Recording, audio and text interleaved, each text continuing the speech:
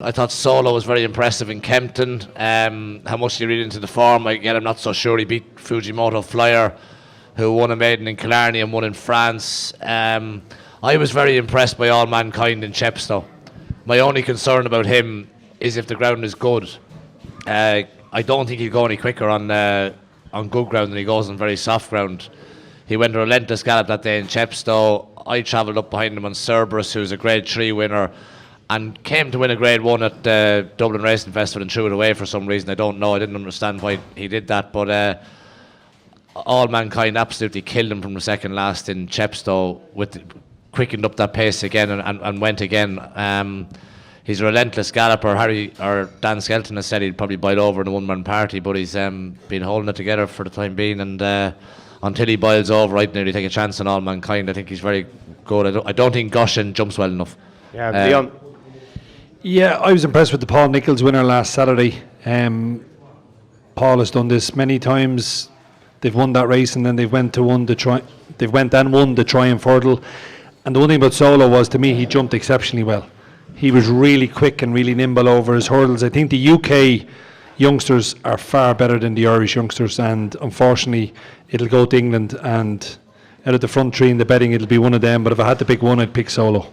You might go through that. What are the prices there? 3-1 Solo, 7-2 Goshen, 4-1 All Mankind, and then 6-1 Aspire Tower. Aspire Tower was very good on his penultimate run.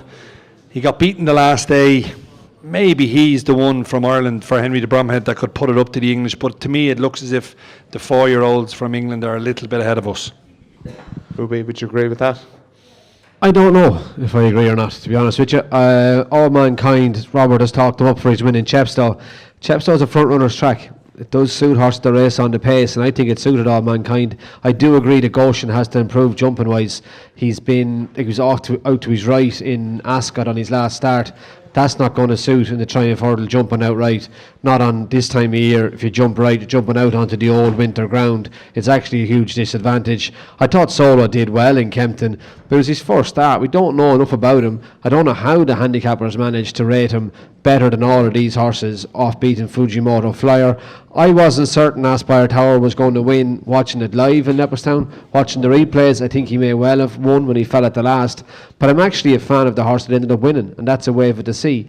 I think with the nature of this race, with a front runner like All Mankind who's going to go hard, Goshen and Solo and Aspire Tower are all going to sit behind that and try and cover the pace. I think this race will turn into a slog, and the strongest stayer is a wave of the sea. And I think at a big price, he could definitely run into the money. Make Boyle Sports your number one choice for Cheltenham this year. Money back if second or third to the SP favourite at the Cheltenham Festival. Non-runner, no bet on all races at this year's Cheltenham Festival.